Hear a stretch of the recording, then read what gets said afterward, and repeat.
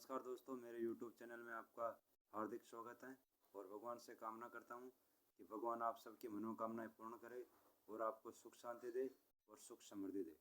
तो जैसा कि मैंने आपको पिछले वीडियो में सतोगुण के बारे में बताया था कि हमारे जीवन में जब हम संसार में आते हैं तो ये जो रजोगुण होता है, ये जो तमोगुण होता है, ये सतोगुण होता है। ये जो तीनों गुण है प्रकृति के, ये हमारे जीवन को बहुत अत्यधिक प्रभावित करते हैं। जिसमें सतोगुण के बारे में मैंने आपको पिछले वीडियो में बताया था कि कैसे सतोगुण हमारे जीवन को प्रभावित करता है, सतोगुण के लक्षण क्या हैं, सतोगुण में आदमी किन विचारों का हो जाता है, इन सब के बारे में मैंने आपको पिछले वीडियो में बताया था। तो हम आज अब बात करेंगे रजोगुण के बारे में। ये रजोगुण सबसे अहम भूमिका निभाता है हमारे जीवन में। अगर सबसे अहम भूमिका निभाता है, अगर सबसे ज़्यादा अगर देखा जाए तो वो रजोगुण है। रजोगुण तृष्णा और राग का प्रतीक है। इसमें आदमी की तृष्णाएं बढ़ती जाती हैं और आदमी लगातार काम करता रहता है। उसके अंदर मोह उत्पन्न होता है। वो अत्यधिक कमाने के सोचता है, पैसा कमाने की अत्यधिक सोचता है। इसके साथ ही ये जो रजोगुण होता है, देखा जाए तो सभी तरह से इसमें कामनाएं उत्पन्न होती हैं और इसके साथ इसमें देखा जाए तो राग होता है। राग का मतलब है कि उन कामनाओं के प्रति वो लगातार आसक्त रहता है। और रजोगुण का जो भी आदमी जिस रजोगुण में जी रहा है, उसे अगर देखा जाए, अगर महसूस किया जाए तो उसे आसक्ति होगी किसी भी समय से, स्थिति से या पुरुष से, स्त्री से या किसी से भी। वो आसक्ति में रहेगा, आसक्ति जीवन जिएगा। आसक्ति से अत्यधिक लगाव हो जाता है, इससे मोह उत्पन्न होता है। और मोह से जब उसकी कामनाएं पूरी नहीं होती हैं, जब वो कोई भी जैसे कोई काम कर रहा है या उसकी रजोगुण में जी रहा है, अगर उसकी कामनाएं पूरी नहीं हो रही हैं, अगर उसकी आसक्ति, उससे कामना पूरी नहीं होने पर क्रोध आने का कारण होता है, क्योंकि उसका अत्यधिक लगाव हो जाता है। मेन आसक्ति होती है, आसक्ति के कारण ही क्रोध उत्पन्न होता है।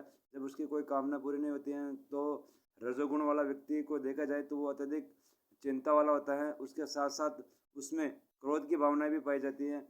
उसका कारण है कि राग और उसका तृष्णा। उसके जो एक काम पूरा होने पर रजोगुण वाला व्यक्ति फिर लगातार कामी हो जाता है। वो अधिक से अधिक कामनाओं को चाहने वाला हो जाता है। एक कामना पूरी हुई, दूसरी कामना उत्पन्न हो गई, दूसरी कामना पूरी हो गई, तीसरी कामना उत्पन्न हो गई। ऐसे रजोगुण वाला आदमी, रजोगुण वाला जो होता है, जो वो आदमी को अत्यधिक कामी बना देता है और अत्यधिक राग वाला बना देता है। और अत्यधिक इससे रजोगुण में ज़्यादातर देखा जाए तो ईर्ष्या भी होती है।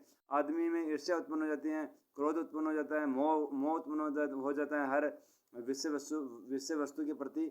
तो रजोगुण वाला व्यक्ति उसे शांति से जीना बहुत मुश्किल हो जाता है, क्योंकि उसकी कामनाएं पूरी नहीं होती है। लगातार कामना होने के कारण रजोगुण आदमी के अंदर शांति भंग करता है। सबसे ज़्यादा देखा जाए तो रजोगुण अगर आदमी को अगर ठेस पहुंचाता है तो उसका एक ही लक्षण है, वो है शांति भंग करना।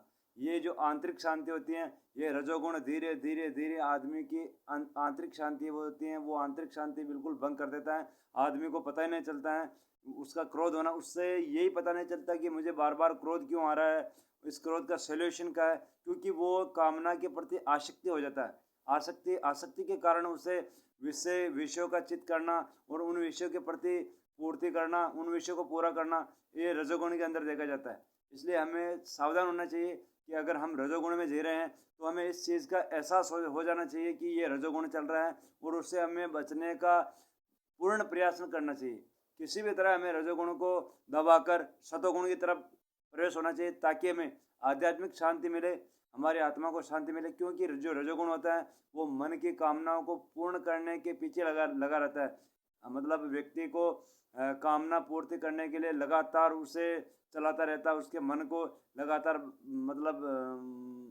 बहकाता है। और उसका मन भी जब रजोगुण में जीता है तो वो प्रतिदिन कामना उत्पन्न होती है। आज वो कामना पूरी हो गई, कल वो कामना पूरी करनी है, परसों वो अधिकतर भविष्य में कामी हो जाता है। एक तरह से कामना को चाहने वाला हो जाता है। और उससे जो अपनी कामना होती है, रजोगुण में अगर किसी आदमी के अगर कामना उत्पन्न हो रही है तो उस कामना में वो तृष्णा देखेगा, और तृष्णा देखने के साथ साथ उससे उस कामना के प्रति लगाव ज़्यादा होगा। लगाव होने के कारण उससे जब वो कामना पूरी नहीं होगी तो उससे अत्यधिक क्रोध आएगा। क्रोध के कारण ही उसकी जो आंतरिक शांति होती है वो भंग हो जाती है। इसलिए हमें रजोगुण जब हमारा चल रहा होता है तो हमें इसे लक्षण को समझना चाहिए कि आखिर रजोगुण क्या है, कैसे हम इस लक्षण को पहचाने कि हम रजोगुण की स्थिति में। रजोगुण में अगर देखा जाए तो ये रजोगुण तृष्णा और राग का होता है। तृष्णा जब अधिकतर तृष्णा बढ़ती है तो हमें समझना चाहिए कि ये रजोगुण है। और अगर अत्यधिक लगाव हो गया किसी चीज़ से, माना कि किसी समय, स्थिति और विषय वस्तु किसी से हमें अत्यधिक लगाव हो रहा है, तो हमें तुरंत समझना चाहिए कि ये हमारी जो स्थिति है वो रजोगुण की है। ये हमें भविष्य में अंधकार की तरफ खींच ले जा सकती है। इसलिए हमें जब रजोगुण चल रहा हो तो तुरंत हमें नाम जाप, साधना, इनका आश्रय लेना चाहिए ताकि हमारा मन वैराग्य को प्राप्त कर सके और हमें आंतरिक शांति का अनुभव हो सके। तो जैसा कि अगर आपको मेरा वीडियो अच्छा लगा हो तो आप मुझे इस वीडियो के बारे में बताएं और अगले समय में किस प्रकार की वीडियो बनाऊं ये मुझे कमेंट में ज़रूर बताएं ताकि मैं आपके लिए प्रेरणादायक वीडियो बना सकूं। धन्यवाद।